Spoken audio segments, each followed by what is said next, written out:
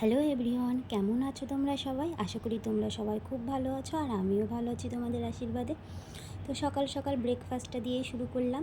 এখানে আমি মায়ের জন্য আজকে কলা, টক দই দিয়ে চিড়েটাকে ভালো করে মেখে দিয়েছি। মা বলছিল আজকে ওনার শরীরটা ভালো লাগছে না, উনি এটাই খাবে। তো মায়ের জন্য প্রথমে ওটা বানিয়ে রাখলাম, আর তারপরে আমার বরের আবদার সকাল সকাল সে স্যান্ডউইচ খাবে।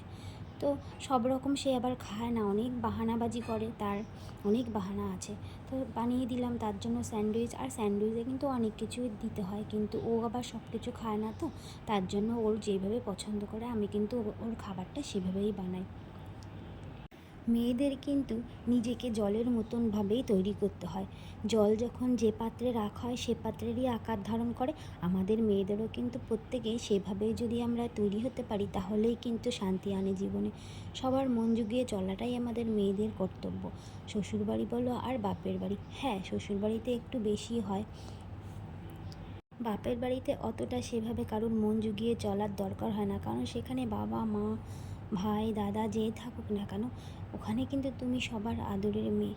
সেখানে তুমি যদি কারোর মন জুগিয়ে নাও চলো, সেখানে কিন্তু দুটো কথা বলার মতো কেউ নেই।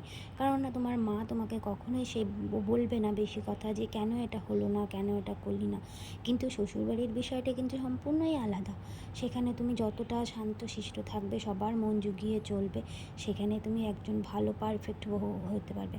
আর যখনই তুমি তাদের বিপরীতে যাবে, তাদের মনের উল্টোটা হবে, তখনই কিন্তু সে পরিবারে নেমে আসবে অশান্তি, আর বউ হয়ে যাবে সব থেকে বড় খারাপ।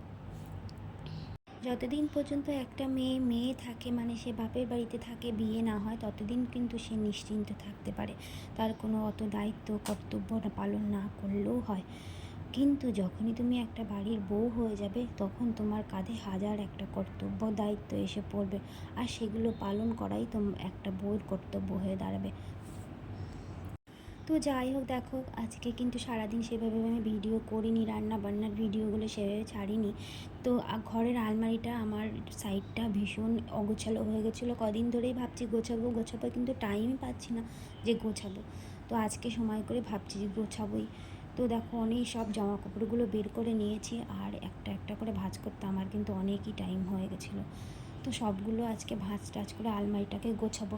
একটু গুছিয়ে পরিপাটি করে না রাখলে জানি নিজেরই একটা বিরক্ত লাগে। একটা জামা বের করতে গেলে আর একটা বেরিয়ে পড়ে, যেটা প্রয়োজন হয় সেটা খুঁজে পায় না। তো ভীষণ রাগ হয়ে যাচ্ছিলো। তো আজকে সময় করে এগুলো গুছিয়ে নিয়েছি। তো গোছাতে গোছাতে আমার অনেকটাই টাইম হয়ে গেছিলো, আর এগুলো আমি করেছি পরে বিকেলবেলায়, মানে আমার খাওয়া দাওয়ার পরে।